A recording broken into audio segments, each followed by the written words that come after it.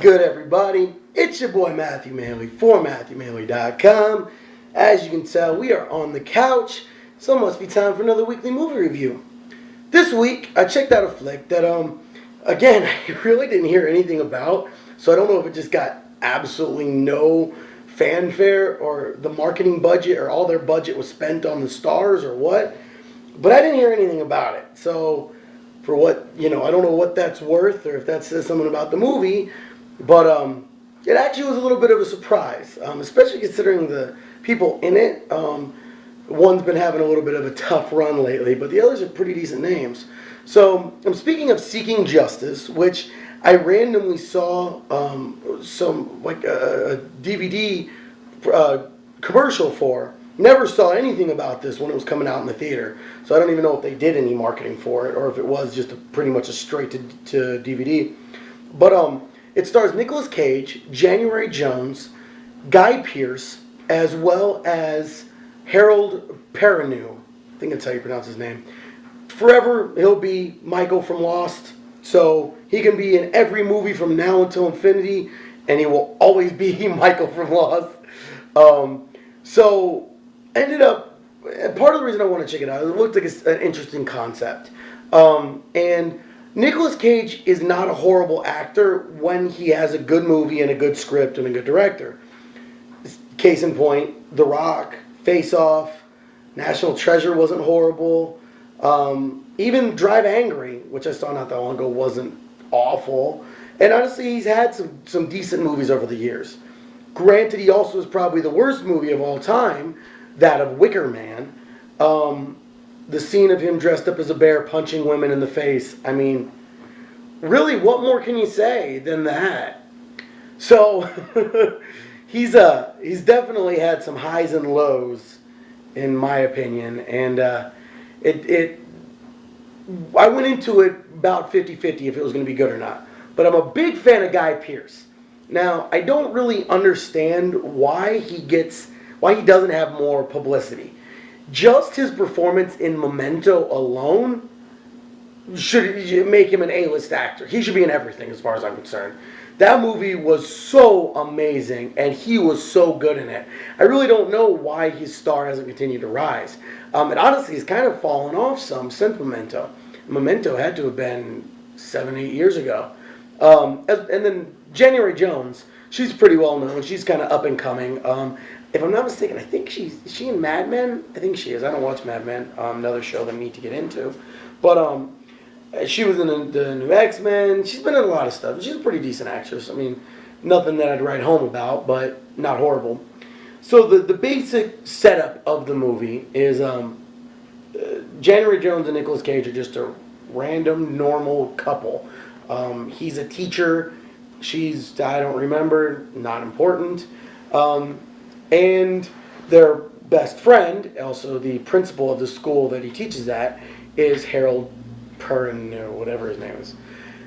One night, after he gives her this really pretty necklace, she is targeted by a sex offender or a criminal who steals her necklace and proceeds to rape her. And just beat the shit out of her. I mean, he fucks her up pretty bad. So, in the aftermath, while sitting in the hospital, Guy Pearce comes up and approaches Nicolas Cage. And in a very suave and kind of sneaky way, if you will, essentially tells Nicolas Cage that he can have the man who raped his wife taken care of, using the plea of, even if the cops do find this guy, very possibly he could get off on it, da-da-da-da-da. Really trying to kind of convince Nicolas Cage that this would be the best way, and that even though it's, not right for vigilante justice, that this might be the only chance that his wife actually gets some retribution for her rape. So the only tie-in, the only issue with it is Guy Pearce says that at some point they will come and ask for a favor, essentially, for Nicolas Cage to do something for them as repayment for this. And when he pressed a little bit more, it turns out that the agency per se that Guy Pearce works for is really just a group of concerned citizens who think it's disgusting how the world's gone and think it's horrible the rate at which people don't get punished for things that they should. So after some going back and forth about it, Nicolas Cage ends up going and making the sign, essentially. He has to order 2 of the same candy bar out of a vending machine. Kind of weird, but saying to go forward with this plan. So all fine and dandy. We see the guy end up getting killed who raped her. And obviously the guy who did it is also somebody who's had to have a favor done. The guy who goes in to kill the guy is totally shaky, holding the gun. He's doing this. He doesn't really know. He isn't a trained killer, let's put it that way. So all fine and dandy. Everything's starting to get back to how it was. And then he gets his call.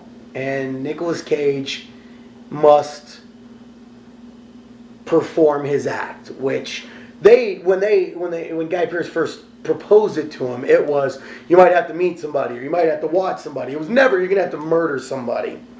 So they tell him that he needs to kill this child molester, this sick pig child molester, right? So after some back and forth of no, I can't do it, to the point of where they threaten his wife, he then says he will. So he ends up finding this guy that he has to kill, and I won't go into the details of it because whether he actually murdered the guy or if it was an accident, who knows? Well, you find out. But the one security tape that would exonerate Nicolas Cage is in the hands of Guy Pearce's associates. So then it becomes a cat and mouse game going back and forth of who you can trust and who is part of this group. And I think it's the phrase they use, the hungry rabbit wants to jump or has to jump or something. The hungry rabbit is jumped or something like that. And that's what you would, like, if I was told to go kill this person, I would call the number and say, the hungry rabbit has jumped, whatever. And a couple different times in the movie, that phrase is used by somebody that you aren't expecting. And there's a couple good twists.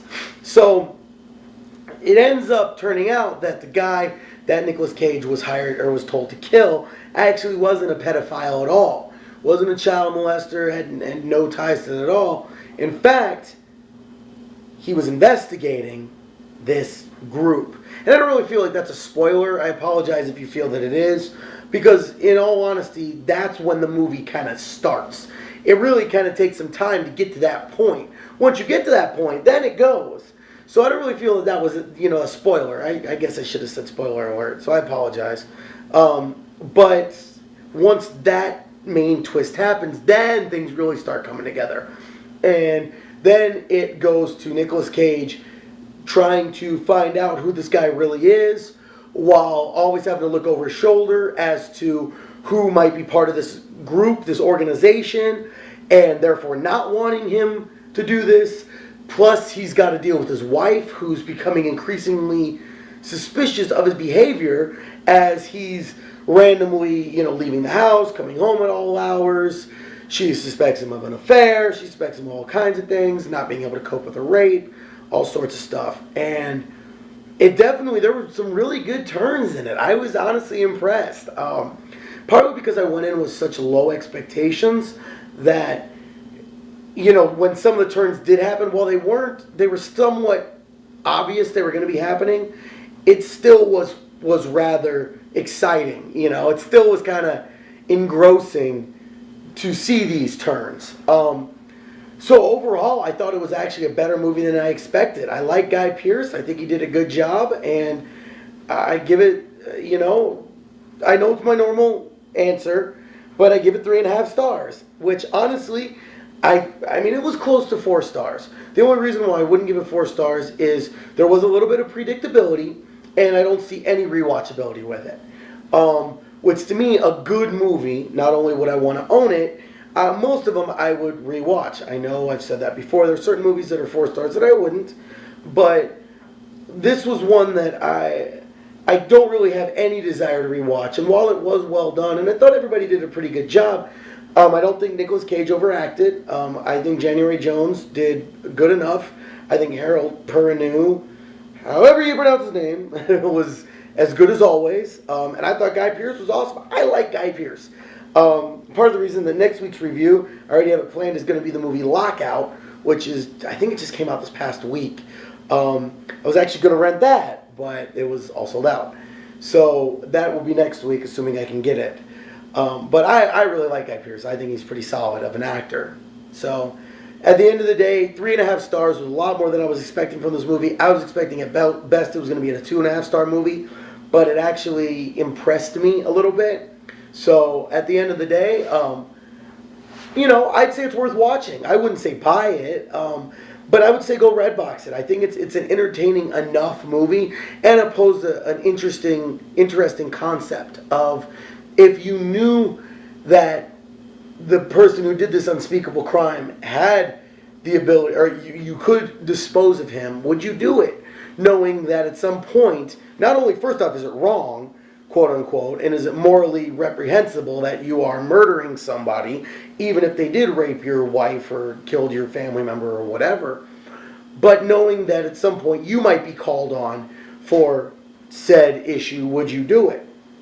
Brings up a little bit of a moral debate. I mean, personally, if somebody killed a family member, I probably would. In fact, I probably would be willing to kill somebody who did it, if I knew that I could get away with it, if I knew that there was no way that the legal system was going to work, if it was some type of case where there just wasn't the evidence needed, and it was very likely this person was going to walk, yeah, I honestly probably would. I probably would do it. But it's definitely something to think about, it's something in how bad of a crime. If somebody beat somebody I knew, my cousin or my mom, would I for a beating? Probably not. Would I for a rape or a murder or dismemberment or putting him in a coma? Then that definitely is more likely. So definitely did bring up a little bit of thought provocation, if you will, which is a little surprising because I wasn't expecting it out of this flick. But ever so often you get things that popping up from places you wouldn't expect. Like Cat Williams said when Flava Flav gave him advice. He never expected that a man wearing a huge ass clock with the wrong time would be giving him advice. But every so often it happens. So there you go. That is my review of Seeking Justice, starring Nicolas Cage, January Jones, Guy Pearce, and Harold Perrineau. 3.5 stars out in your Redbox and Blockbuster Express right now. I don't know about Blockbuster for sure, Redbox. So I would say it's worth checking out. 3.5 stars is definitely, in my opinion, worth an hour and 40 minutes of your time. And let me know what you guys think. I was definitely surprised. I was definitely not surprised because I know Nicolas Cage can be a good actor. But I was happy that it ended up being a good movie. Or at least a better than average movie. So let me know what you guys think. Did you see it? Did you not? Did you love it? Did you hate it? Did you like my review? Did you not? Do you agree? Do you not? Either way, let me know. As always, thank you guys for checking out my videos. If you're up on MatthewMailey.com right now, how do you like the site? It's actually set up properly, so keep checking that out. Or you can check out my videos on YouTube. Search for Matthew Mailey Poker. You can like them. You can comment on them. You can subscribe to my channel. Maybe even give me a video response or something. The light is about to go out. It's starting to strobe. That was my strobe sound, I guess. Wow. Also, you can check me out directly on Facebook. Search for Matthew Mailey Poker. Got all my videos loaded up on there as well, so you can keep track of everything without having to go anywhere else from your normal Facebook account. And you can always check me out on Twitter. I am at Matthew Mailey. Always posting up about all kinds of fun stuff. So stay tuned, and I will catch you on the next video. Hope everybody has a great weekend. Peace out, y'all.